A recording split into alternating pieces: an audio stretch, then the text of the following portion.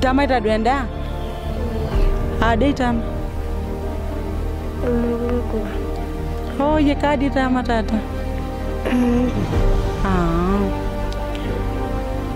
Kore mama ino? Ai. Sibitari. Ake moi?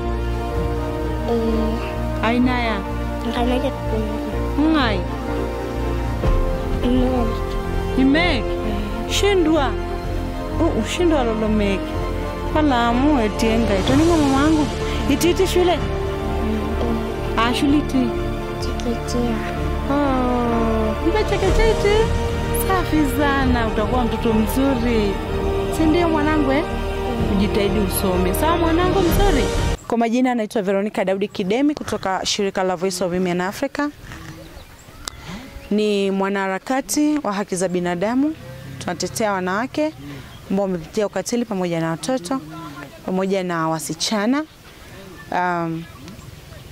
Kuna mama anaitwa Jessica Muneri ambaye amepata ukatili, amefanywa ukatili wa kukatwa mkono wake wa kushoto pamoja na kufanyiwa vitendo vya kikatili vya kubakwa pamoja na kuingilia kinyume na maumbile. Tunalaani vikali kama shirika la Voice of Women Africa, tunalaani vikali tukio hili, na mpaka sasa tumefika katika mazingira ya mama huyu kuona mazingira alikotoka na watoto wake jinsi wanavyoishi, kwa sababu ni mama mwenye watoto 7, lakini pia ni mama ambaye ndo alikuwa mpambanaji wa familia. Yeye ndo alikuwa anahangaika huku na kule kwa ajili ya kusaidia watoto wake kula.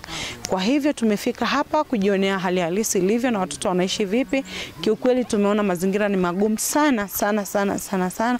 Ukifika mazingira haya ni lazima ulie kiukweli, kwa sababu ni mazingira ambayo kwanza watoto hawaendi shule, watoto wamekataa shule kwa sababu ya mazingira magumu.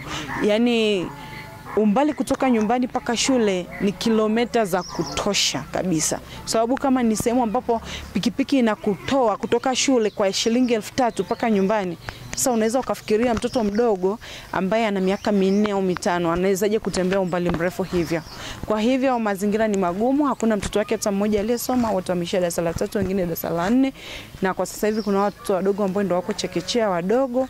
Ndio kiukweli tunaomba sana msaada wenu wa hali na mali, wadau wote watakaoguswa, mtu mmoja au mashirika, serikali pia wamsaidie mama loko hospitalini, kwa sababu kiukweli kwa mazingira haya hata chakula sijui kama anapata vipi kwa hospitalini. Hali ni mbaya kiukweli, hali ni mbaya sana. Na kwa hao watoto pia, yani ukiwauliza walichokula kuanzia asubuhi ni hakuna. Kwa hiyo kiukweli maisha hapa ni magumu sana na wanahitaji msaada mkubwa sana. Naomba kwa yeyote atakayeguswa jamani, kwa ajili ya hii familia, kwa ajili ya mama, kwa ajili ya watoto, mtu mmoja, mdau yeyote yule atakayeguswa na tukio hili, kwa sababu hili swala ni la kwetu sote.